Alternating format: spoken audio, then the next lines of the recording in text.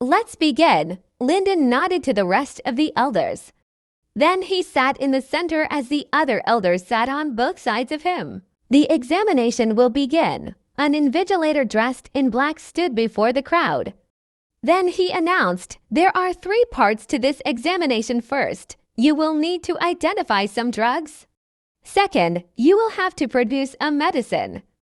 And finally, you will cure a sick patient. Now please get ready for the first test." With a wave of his hand, more than 10 disciples of the Stone Order walked in. They held a wooden box with medicine bottles inside. These bottles contain medicine that we've prepared. For your first test, you will taste it and identify the herbs used. Each of you will get a piece of paper, so list its components. 10 points will be deducted for each mistake. If you make 3 mistakes, you're disqualified, the invigilator announced. The hall immediately buzzed with discussion when they heard that. My goodness, they call this simple.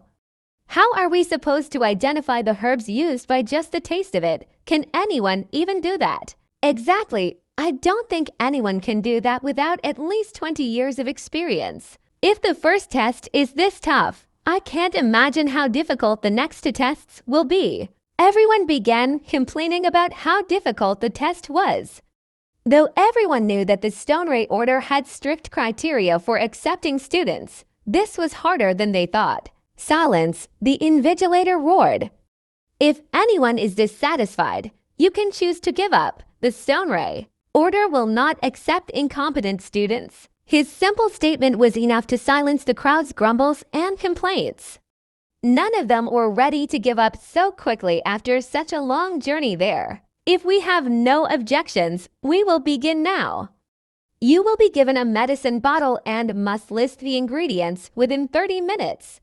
Whoever completes this within the given time will continue to the next test. The bottles were given out, and the timer started counting down. Upon receiving the bottle, everyone quickly tasted the medicine.